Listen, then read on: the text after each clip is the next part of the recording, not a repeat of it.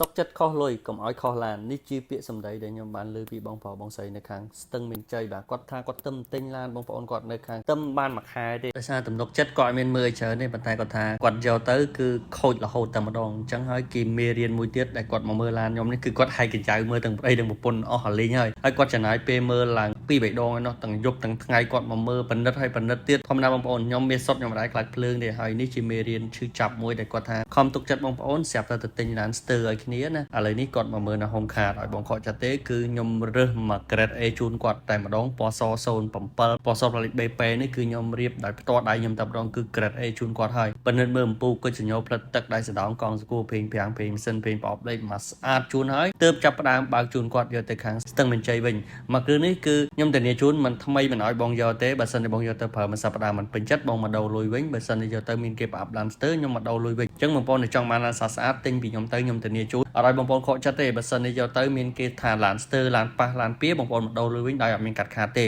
ឡូវនេះខ្ញុំក្នុងស្តុកយើងមានរហូតដល់10គ្រឿងជាងឯនោះបងប្អូនណាមាន07 08 09ពណ៌សពណ៌មាសពណ៌ផេះពណ៌ប្រាក់ពណ៌បៃតងខ្ចីមានគ្រប់ option គ្រប់ឆ្នាំអញ្ចឹងបងប្អូនដែលស្រឡាញ់ឡានស្អាតៗដែលរស់ស៊ីច្បាស់លាស់ជាមួយព្រុសអាចអញ្ជើញមកមើលនៅ home car បាន